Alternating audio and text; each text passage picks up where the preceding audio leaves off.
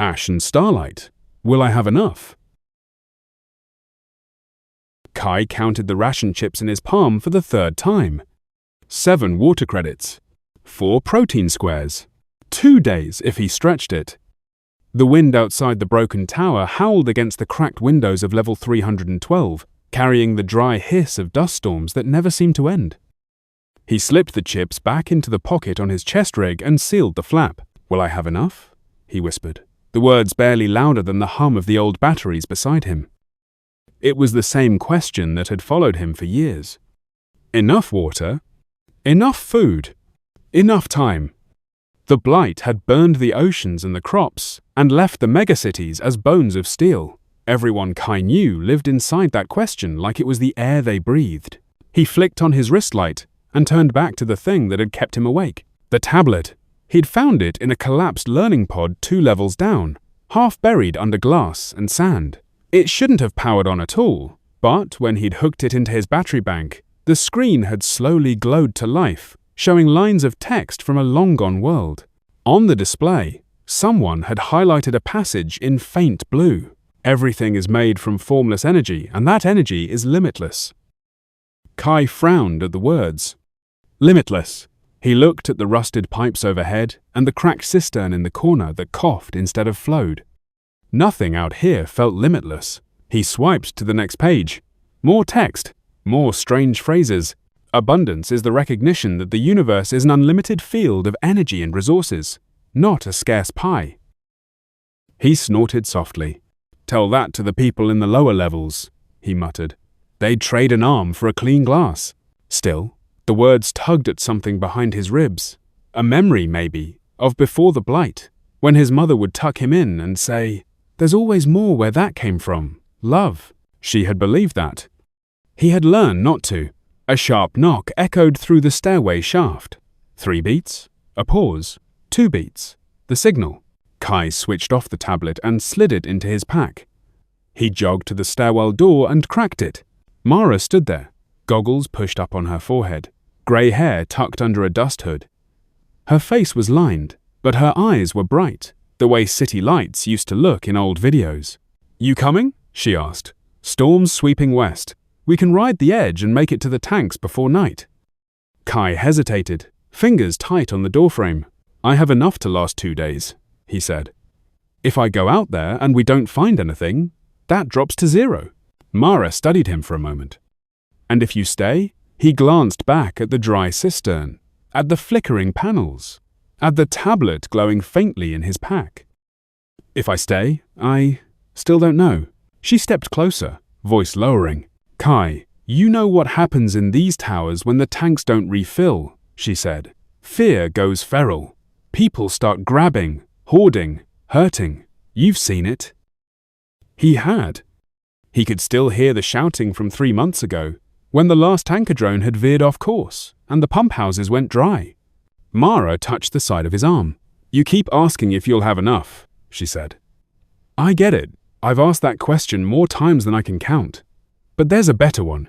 What's that? Can I trust that more is trying to get to me than I can see right now? The words made something twist inside him, like the echoes of the tablet text had just found a voice. I trust what I can count, he said, closing his hand into a fist. 7 water credits. That's real. So is how you feel when you count them, Mara replied. What do you feel right now? He hated that question. He also knew the answer. Tight, he said quietly, like there's a band around my chest. Fear, she nodded. Fear that there's not enough. And your feelings are the signal, Kai. They tell you if the thoughts you're choosing are aligned with the truth of things or not. He remembered another line from the tablet, something about emotions being a guidance system, a kind of 6th sense. So fear means, what? He asked. That the thought you're holding is out of tune with how life actually works, Mara said, like static on a radio. The universe is set to abundance, but you're tuned to scarcity. You can't receive what you're not tuned to. He rolled his eyes, but not as sharply as he would have a year ago. And you're tuned to what, exactly? She smiled. To the knowing that the field is full, she said simply. Even when my eyes show me cracked tanks and empty shelves, A gust rattled the stairwell door. Sand hissed along the concrete. Somewhere deeper in the tower, a baby started crying. Mara pulled her goggles back down. "I'm heading out," she said. "There's a group building a Growdome in the old transit tunnels. They're turning grey water into green. It's real, Kai. I've seen it." He studied her, searching for any hint of desperation, of that hungry look everyone got when they talked about a new resource cache. But she just looked steady, grounded somehow, like the storm could blow around her but not through her. "I can't promise you how many credits you'll have by morning," she said, "but I can promise this. Staying in fear never made the tanks refill." He swallowed. "Give me 5, he said. "I need to grab something." Back in his corner of level 312, he opened the pack and took out the tablet. The highlighted phrase stared back at him. "Limitless," he murmured. "Unlimited field of energy and resources." He tried an experiment. He closed his eyes and let the usual thought rise. "There isn't enough. If I leave, I'll lose what little I have." That band around his chest tightened instantly. His stomach clenched. He pictured instead what Mara had described. A Growdome glowing under the old city. Plants pulling water from air. People sharing. Trade flowing not from panic but from plenty. For a moment, the band loosened. The feeling was small, like a single green leaf pushing through cracked pavement. But it was there. "What if that feeling is the real signal?" he whispered. "What if this is the direction of enough?" He shoved the tablet into his pack, slung it over his shoulder, and ran back to the stairwell. "I'm in," he said. Mara's smile crinkled the corners of her eyes. "Then let's go find out just how much enough wants to find you," she replied. They stepped out into the ashlight. The storm edge was a towering grey wall to their left, rolling like a slow ocean, sand grains crackling with static. They walked in the calmer band beside it, following the old rail lines toward the horizon. Hours passed. The city skeleton rose and fell around them. Rusted tracks, collapsed skyways, empty billboards showing ghosts of color. Kai's lips were cracked. His tongue felt thick. Twice he reached for his canteen, and twice he stopped himself at the last second. "Will I have enough?" the old question whispered again. He checked in with his chest. Tight. He remembered Mara's words. "Your feelings tell you if your thoughts are in tune with truth." He took a breath, the dust stinging his throat. "New thought," he said under his breath. "Right now, in this moment, I have enough to take one more step." He took it. "Now I have enough to take this step." The band loosened just a little.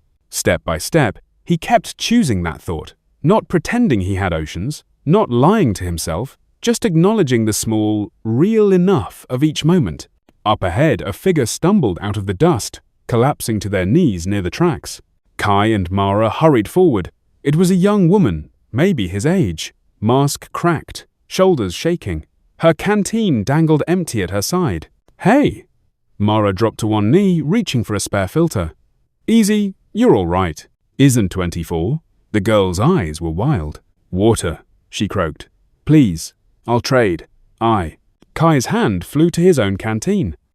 7 credits in his pocket? A long way to go. Fear surged up, hot and sharp. If you give it, you won't have enough. His chest cinched so tight he could barely breathe. He closed his eyes for a heartbeat. Is that thought true? He asked himself. Or just familiar? The tablet's words floated back to him. The universe as an unlimited field.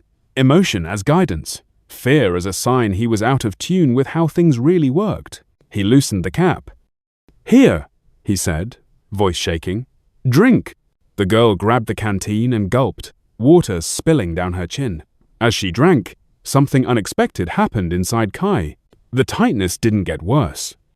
It eased. A warmth rose in its place, like standing near an old heater coil on a cold night. He had less water, yes, but he felt more. More open, more connected, more alive. Mara was watching him. "Feel that?" she asked quietly. He nodded. "That's you tuning to the truth that there's more than enough flow," she said. "Giving when fear screams no. That's you stepping into faith that the field is full, even if your canteen isn't yet." The girl lowered the canteen, breathing easier. "My name's Lyra," she said hoarsely. "There's a tunnel entrance not far from here. I was trying to reach it, but the storm caught me." Mara's eyes met Kai's over Lyra's shoulder. "Transit tunnels?" Mara asked. Lyra nodded. "They lit them up last week," she said. "They're growing things down there. I thought it was a rumor, but you can smell the green from the hatch." A laugh burst out of Kai, half disbelief, half relief. "Of course they are," he murmured. They followed Lyra as the sun dipped behind the storm wall. The three of them reached a rusted service hatch half buried in sand. Warm air flowed from its seams, carrying a scent Kai hadn't known he missed until the moment it hit him. Earth, wet leaves, life. They climbed down a ladder into soft light. The tunnel had been transformed. Rows of plants climbed trellises sewn into the old concrete, leaves stretching under arrays of repurposed solar lamps. Water trickled through clear pipes, cycling through filters into shallow pools. People moved among the greenery, tending, harvesting, laughing. No one clutched their canteens here. No one's eyes were wild with that particular hunger he knew so well.